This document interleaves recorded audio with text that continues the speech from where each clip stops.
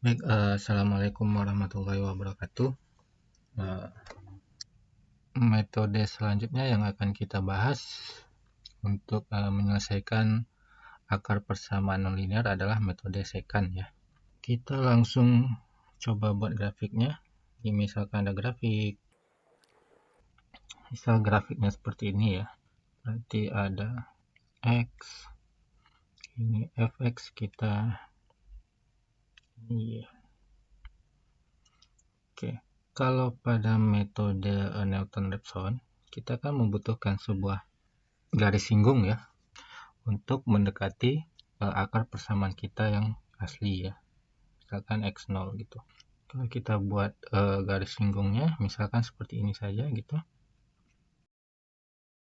Nah, ini adalah garis singgung yang menyinggung kurva kita di x sama dengan xt.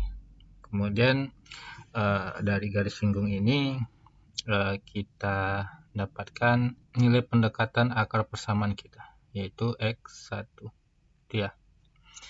Dan kemiringan garis ini atau gradiennya kita cari dengan menggunakan f aksen x atau turunan dari fx kita. Masalahnya kan tidak semua soal atau tidak semua persamaan itu mudah kita dapatkan turunannya ya. Nah, karena itu kita bisa sedikit menggeser garis kita ini. Nah, kita geser sedikit sehingga kita dapat dua buah titik potong. Nah, ini titik potong yang pertama dan ini titik potong yang kedua, gitu ya. Jadi misalkan di sini xt kita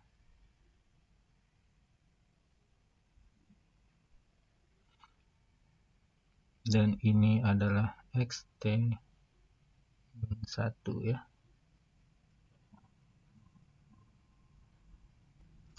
Dan perpotongan antara garis miring ini dengan sumbu x kita dapatkan nilai pendekatan kita yang baru. Kita sebut saja xt plus 1. Gitu ya. Kalau pada metode Newton-Raphson, kita butuh satu titik saja untuk mendapatkan pendekatan akar kita yang baru, gitu ya. Tetapi pada metode secant, kita butuh dua titik.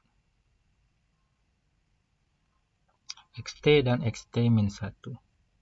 Nah, proses iterasi berikutnya bagaimana? Supaya kita bisa mendapatkan akar persamaan kita yang asli atau mendekati akar persamaan kita yang asli bagaimana? Kita jadikan xt plus 1 ini sebagai xt yang baru. Sedangkan xt ini sekarang menjadi xt min 1 yang baru. Sehingga kita dapat dua titik lagi untuk membuat sebuah garis miring lagi ya. Dan kita dapatkan nilai pendekatan kita yang baru, berarti yang ini. Begitu seterusnya sampai kita bisa mendekati x0 kita ya.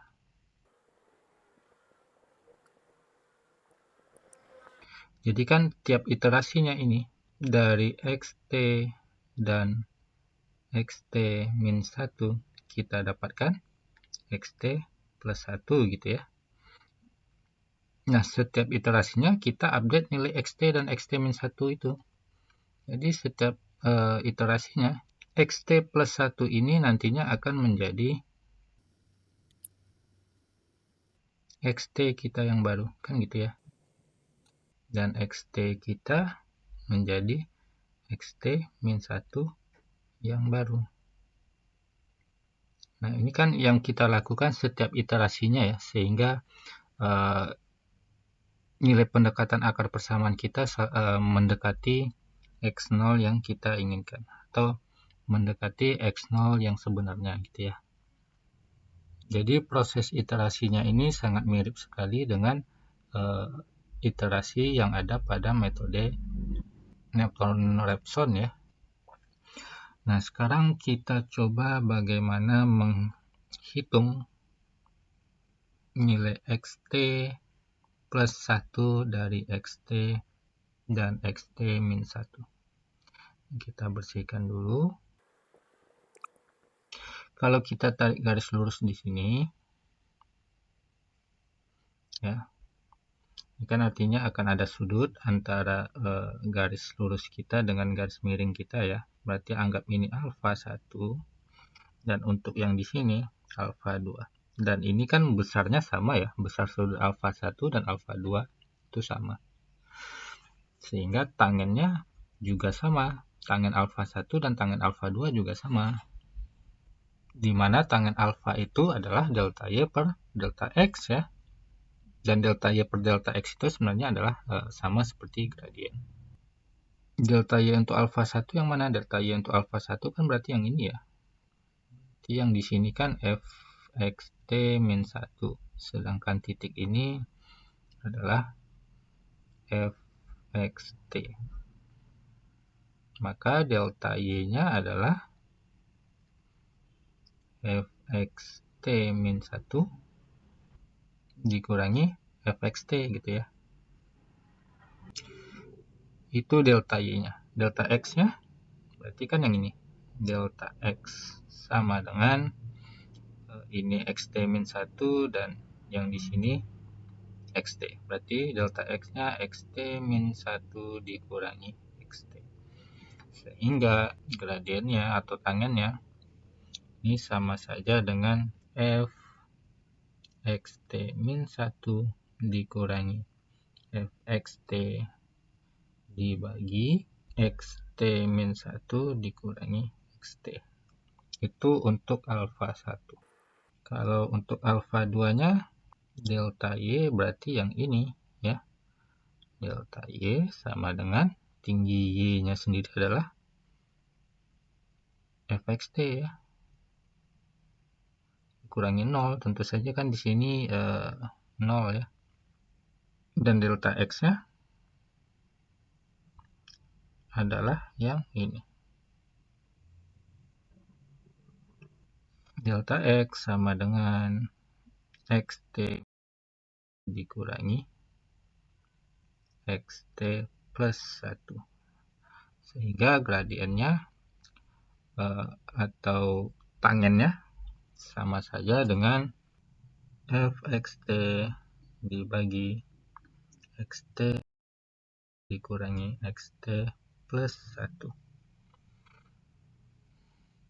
Karena ini garis yang sama, atau ini alfa 1 dan alfa 2 itu sama, maka nilai ini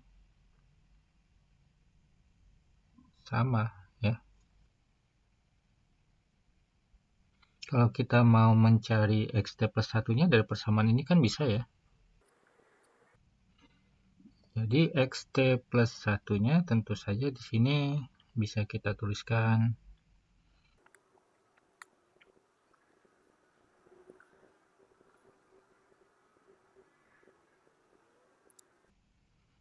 nah ini, ya. Jadi ini adalah cara kita menentukan xt plus 1 kita. Dan ini sebenarnya kalau kita lihat bentuk persamaan ini mirip sekali dengan bentuk persamaan yang ada pada metode regula falsi, ya. Tapi walaupun bentuk persamaannya sama, tetapi berbeda, ya, antara metode secant dan regula falsi, ya. Kita coba hapus dulu ini.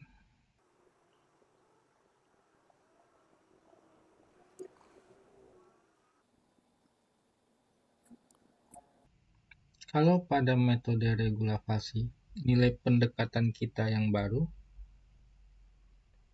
itu selalu berada di antara dua buah titik, ya.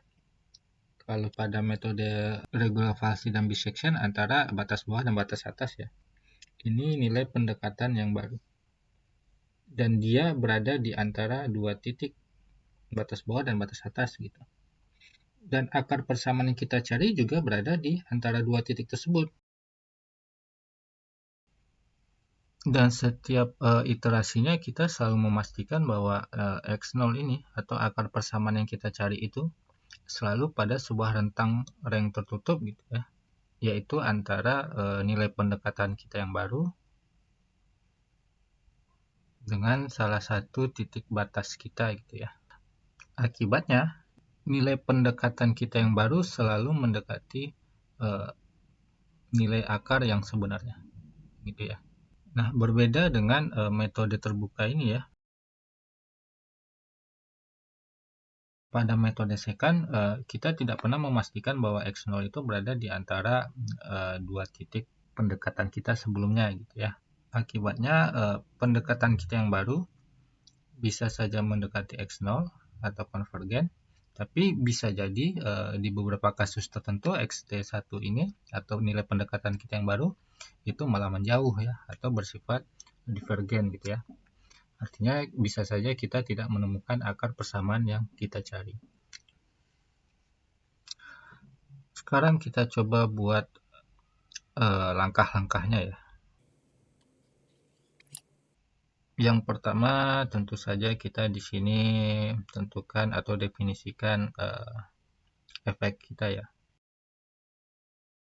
Artinya nanti dalam program kita membuat fungsi untuk menghitung nilai persamaan kita, fx kita. Yang kedua, kita perlu menentukan nilai awal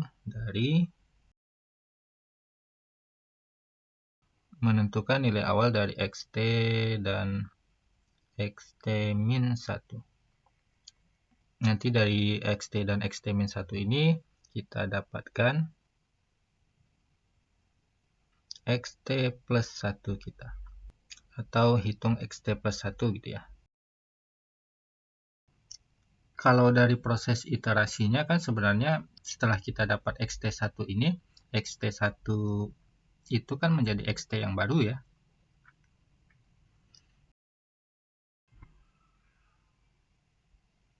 Artinya update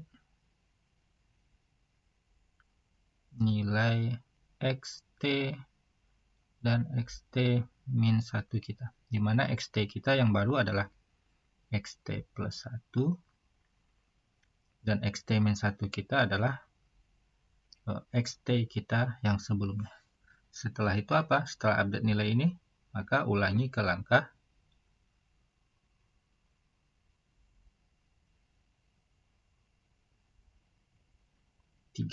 seperti itu ya.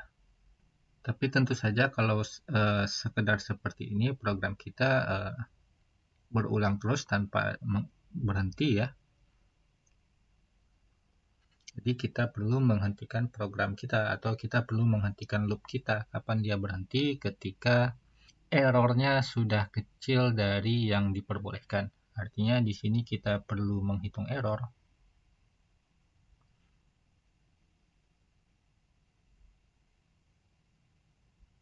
Cara menghitung error sama ya dengan metode-metode kita sebelumnya.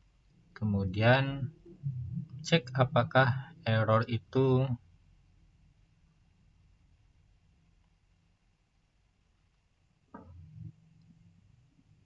pada batas yang diperbolehkan gitu ya.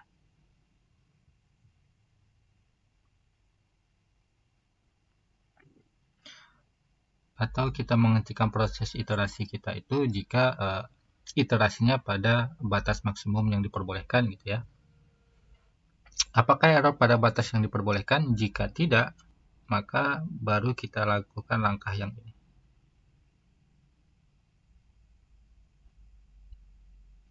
Jika tidak, artinya kan lanjutkan proses iterasi ya. Jika iya, maka kita dapatkan akar persamaan kita ya, yaitu xt plus 1 kita kan. Sekarang kita coba buat programnya.